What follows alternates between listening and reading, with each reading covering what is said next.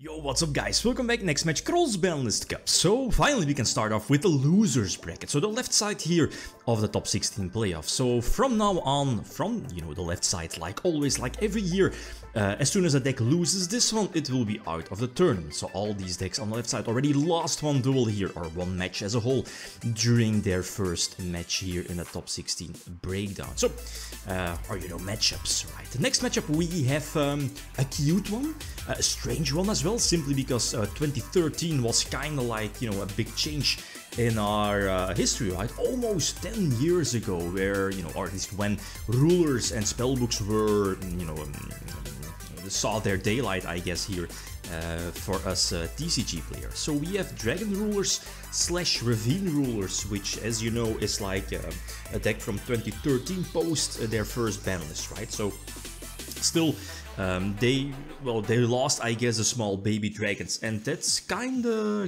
big. But I mean, this is, I think, Patrick Reeder's decklist from, I believe it was YCS London back in 2013. Yeah. It's going to take on Inzektors. So Inzektors, this particular list was a decklist from 2012. Inzektors, right? I feel it's such a disgusting deck to play against, especially for that format, right? 2012. So going second and like playing against a synchro deck, and especially a synchro deck that has the capability to put up Stardust Dragon backed up with, this Disruption back row, it's very hard for Inzektors to play through that, since, you can't pop Red Hornet simply because Stardust Dragon says no, right? So I guess in case of Dragon Rulers, they definitely want to go for Stardust as soon as possible. I can attack over it with the Ladybug and the Gigamantis, right? With the attack boost.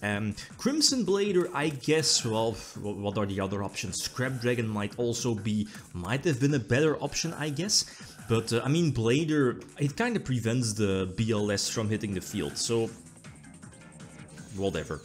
It's not going to matter too much, because again, the Stardust Dragon... no, it was destroyed by battle, but Star Eater was also more than enough. So okay, post side deck, game number 2, and I believe I side decked the 3 copies of Thunder King. Again, prevents the Dragon Rulers from being searched. That's cool. You can sacrifice Thunder King, tribute it when your opponent exceeds summons. So Thunder King is definitely, or can definitely be an MVP here in this particular matchup. Plus back row, you need to protect the the Thunder King on field. So immediately use Typhoon on the back row. I guess we could have expected, Rulers siding in. They do play, some back row like Wing Blast, pretty much MVP, as you saw already. And Skill Drains being in the side deck, so I think I have 3 copies of Mystical Space Typhoon here in the main deck, right? You definitely need that against a deck that, speaking of Wing Blast, is somewhat relying on, a lot of back row. A lot, really, yeah, even though, Rulers might, at least you might think that it's like a full monster top deck, right? Imagine them coming back nowadays, that might be the case. Anyway, so going second again, and the thing is that I'm not playing too many hand traps for, well, the Inzektor deck back then, right? Was Maxi there? I can't remember. Veiler was there, but Veiler is kind of iffy. I guess you could negate the normal summon of the Breed Dragon, or at least the effect, right? To reborn something, so I guess that's something. Potentially it's a light for BLS, but the 3 Thunder Kings are there as well, so doesn't really, not really the best, I feel. The return definitely hurts. Again, we saw this in the previous duel as well, even though it got destroyed back then. But again, the Stardust keeping the the deck on board. Bottomless Trap all destroys all of the monsters that are summoned here of at least, what is it, 1500 or higher attack. Basically all the rulers, right? And with Thunder King on field, your opponent won't get the search if they are banished, right? But I mean, double Dracossack is already far too strong, and I believe the Stardust Dragon was still there. I think so. Yeah, it was tributed because of the bottomless. Yeah. So here in this case, not even a BLS. Dark Hole Geki, was Geki there? Or it was still banned, I think. But that's the thing, right? If Rulers goes first, it can do some Dragon Ruler shenanigans, set up a Stardust plus some back row, and it's really hard for Inzektors to play through that, right? Especially through the Stardust first, and then hit the potential back row, which, as you know, are probably chainable like Wing Blast, right? So this is actually an okay, decent-ish opening hand. The Thunder King again preventing the searches. Sure, they can, you know, still summon the rulers, but they need to invest and, you know, they can't search. So that's definitely a big problem for the deck.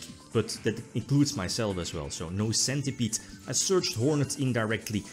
I did get Maxeed, I think, so I don't think there was any reason to go for the Exceeds or the extra deck play. And you know, Prison is very strong, again protecting my Thunder King here in this situation, but again the return. Return from a different dimension. It's, you know, how broken the card was, or was, yeah, it's banned.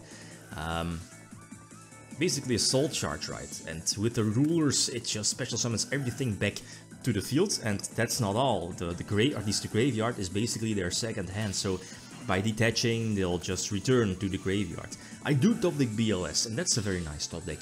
So immediately use Heavy Storm for again another Ring Blast. Must be nice. And you know, Centipede, searching Dragonfly, potentially for next turn. Rulers are really low on life points, and the thing is that, again, due to return, we know that the rulers are back again in the graveyard, so I think we can expect obviously a big eye. So I need to top deck something. Depends on, you know, the board setup.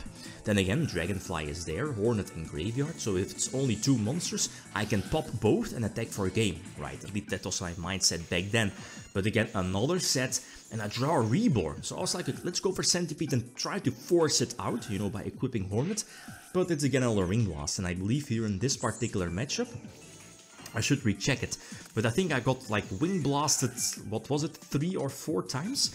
For, yeah, like always display, bouncing back the equipped Inzektor back to the deck, and again that doesn't search, because I believe the equipped card needs to be sent, you know, being equipped directly to the graveyard. I think it's something like that to get a search or special summon, you know, off of either Centipede or Dragonfly.